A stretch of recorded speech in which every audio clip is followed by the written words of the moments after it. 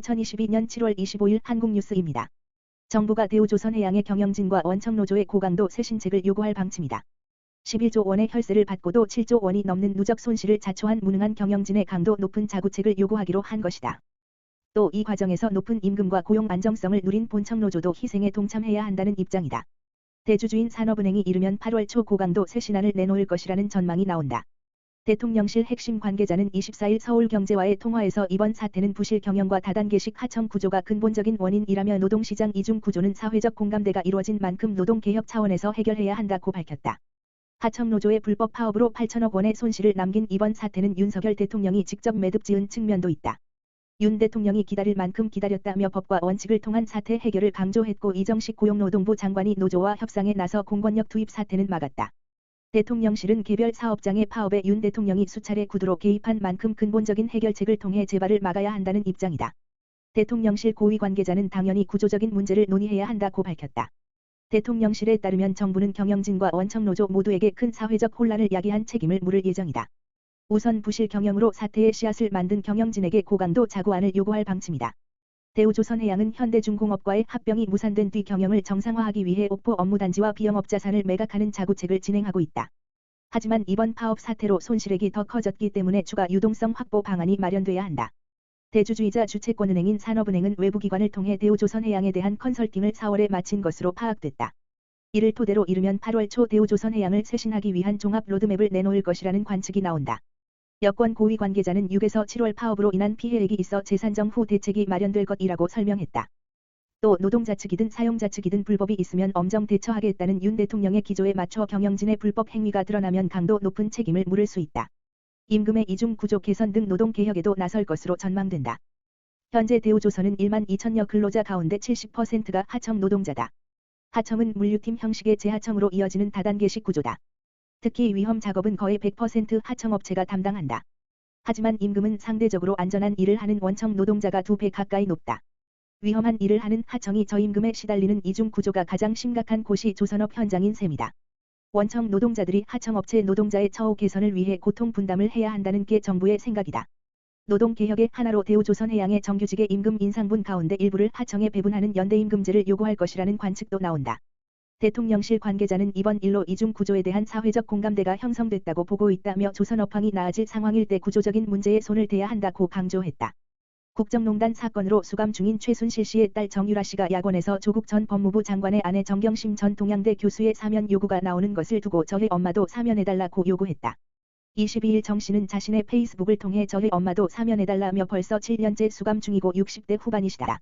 적어도 70세 생일은 집에서 함께하고 싶다라고 말했다. 그는 이미 공동정범이신 박근혜 전 대통령도 사면되셨다라며 정말 조용히 아기들과 함께하고 싶다. 막내는 태어나서 한 번도 할머니 품에 안겨보지 못했다라고 토로했다. 이어 제발 이제 그만 용서해 주시면 안 되겠나라며 못난 딸 때문에 이 더위의 고통을 참으면서 서너 번의 수술 후 수감 중이신 어머니를 보면 딸로서 죽고 싶은 마음뿐이라고 호소했다. 그러면서 아기들에게도 할머니가 저렇게 사랑하는데 단 한 번이라도 할머니의 사랑을 느낄 수 있는 기회를 달라고 덧붙였다. 한편 박지원 전 국정원장은 21일 윤석열 대통령의 취임 후 첫 특별사면인 8월 15일 광복절 특사에 정경심 전 동양대 교수도 포함해야 한다고 주장한 바 있다. 그러나 여권에서는 정 전 교수의 사면은 적절치 못하다는 비판이 나왔다. 김근식 전 국민의힘 비전전략실장은 자신의 페이스북을 통해 강남 아주머니가 서류 위조해서 자녀 부정 입학시킨 사건이라며 자범을 사면해달라는 주장도 세계적으로 웃기는 일이라고 했다. 한편 정경심 전 동양대 교수는 자녀 입시 비리와 사모펀드 관련 자본시장법 위반 등 혐의로 지난 1월 대법원에서 징역 4년의 실형을 확정받고 복역 중이다. 경기도 연천 최북단 지역인 임진강 군남댐 부근에서 북한 주민으로 추정되는 여성의 시신이 발견돼 경찰과 군 등 관계 당국이 수사에 나섰다. 24일 경기 연천경찰서 등에 따르면 지난 23일 오전 8시 25분께 연천군 군남면 임진강 군남댐 하류변 수풀에서 지나가던 야영객이 한 여성 시신을 발견해 경찰에 신고했다. 발견 당시 시신은 나이대 등을 추정할 수 없을 정도로 부패가 진행된 것으로 전해졌다. 다만 상의에 북한 김일성과 김정일의 초상이 담긴 배지를 착용한 것으로 미뤄 북한 주민일 가능성이 큰 것으로 경찰은 추정하고 있다. 경찰은 정확한 사망 원인을 밝히기 위해 국립과학수사연구원에 부검을 의뢰한 상태다.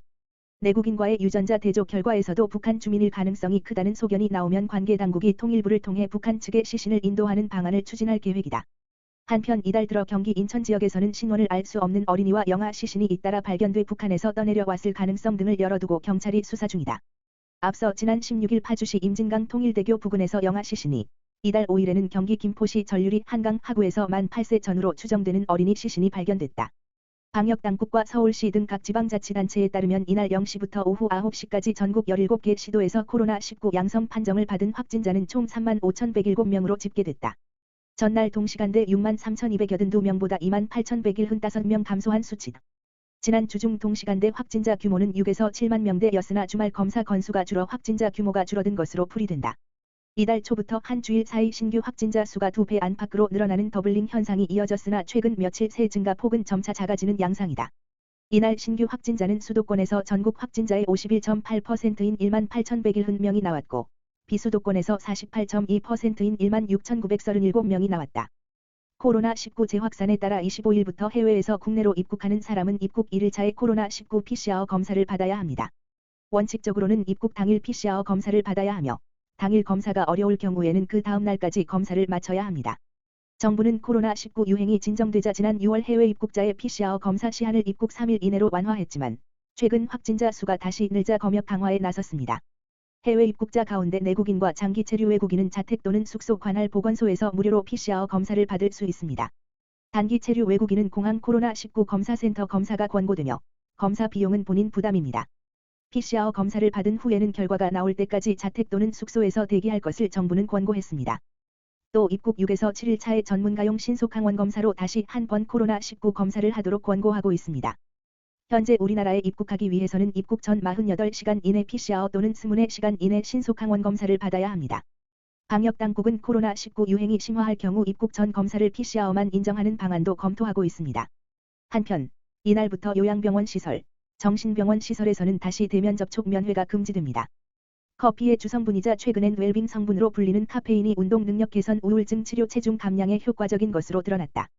한국식품 커뮤니케이션 포럼에 따르면 미국 의학협회는 최근 의사가 환자가 카페인의 영향에 대해 알았으면 하는 것이라는 제목의 기사에서 하루에 2잔에서 5잔 정도의 커피를 마시면 카페인의 강력한 항산화 항염증 효과를 얻을 수 있다며 카페인의 건강상 효능 4가지를 소개했다. 우선 카페인은 우울증을 완화해준다. 카페인 섭취 시 뇌 화학물질인 도파민 분비가 증가해 우울증 환자의 기분이 좋아질 수 있다. 또 카페인은 운동 능력을 향상시킨다. 카페인이 피로감을 낮추고 지구력, 속도를 높이기 때문이다. 커피를 마신 후엔 운동을 더 오래 할 수 있다. 일부 스포츠 선수가 훈련이나 경기 전에 커피를 마시는 것도 같은 이유에서다. 다이어트에도 도움을 준다.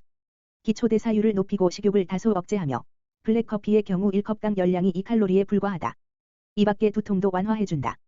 카페인은 다른 진통제의 체내 흡수율을 높이기 때문에 두통을 치료하기 위해 의학적으로도 사용된다. 카페인이 혈관을 수축시켜 두통을 없앨 수도 있다. 미국 식품의약국은 대부분의 사람은 하루에 카페인을 400mg 이하로 섭취하는 것이 안전하다고 밝혔다. 북한이 2019년 11월 탈북 어민들이 판문점에서 강제 북송되던 영상을 촬영해 2020년 봄부터 1년여간 북한 주민을 상대로 교육에 사용했다는 증언들이 나왔다. 그동안 강제 송환이 북한 주민의 탈북을 막는 심리적 장애가 될 수 있다는 지적은 나왔으나 실제 교육 자료로 활용했다는 증언은 처음이다. 24일 대북 소식통에 따르면 당시 집체교육을 실시했던 교육관과 복수의 탈북민들은 2020년 봄부터 지난해 봄까지 이 영상이 북한 내부는 물론이고 중국 선양과 단둥 총영사관 등 동북 삼성 내 북한 식당 및 공장 근로자들에게도 공개됐다고 전했다. 해당 교육을 받았다고 주장하는 탈북민들은 통일부가 18일 공개한 북송 영상을 본 후 교육 영상 속 현장과 동일하다며 당시 많은 중국 내 북한 노동자들이 탈북을 포기하는 계기가 됐다고 설명했다.